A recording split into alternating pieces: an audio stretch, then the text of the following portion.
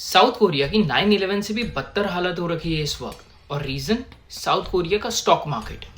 India के भी hundreds of billions wipe out हो गए हैं और चाइना ऑलमोस्ट अनइफेक्टेड। ये कोइंसिडेंस नहीं है, ये एक पैटर्न है। Let's decode. ईरान कॉन्फ्लिक्ट के सिर्फ 3 से 4 हफ्तों के अंदर एशिया का फाइनेंशियल डैमेज क्लियरली विजिबल हो गया है। साउथ कोरिया का KOSPI इंडेक्स का एक सिंगल सेशन में 10 से 12% तक का क्रैश हुआ।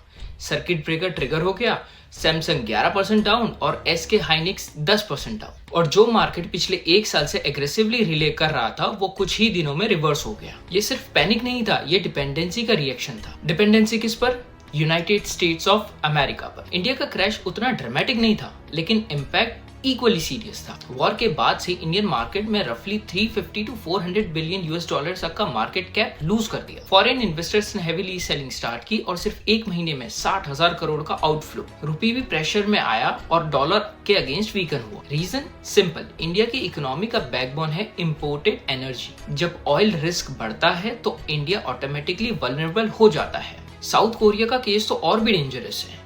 कंट्री का 90% ऑयल मिडिल ईस्ट से आता है। इंडेक्स का मेजर वेट सिर्फ 2 कंपनी संभाल रही हैं, सैमसंग और SK हाइनिक्स, जो कि सेमीकंडक्टर इंडस्ट्री से आती हैं। मतलब अगर सेमीकंडक्टर सेक्टर हिलता है तो पूरा मार्केट हिलता है। और फिर जिसका डर था वही हुआ।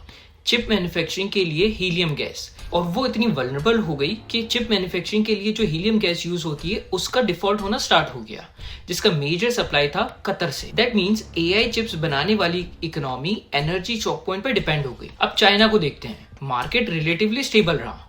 हांगकांग का हैंग सेंग लिमिटेड मूवमेंट दिखा, क्योंकि चाइना ने एक काम पहले ही कर लिया था, एनर्जी इंसुलेशन।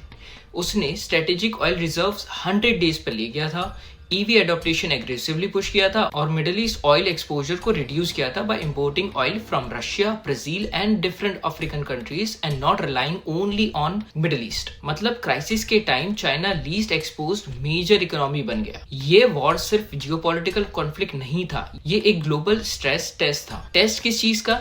एनर्जी डिपेंडेंसी का।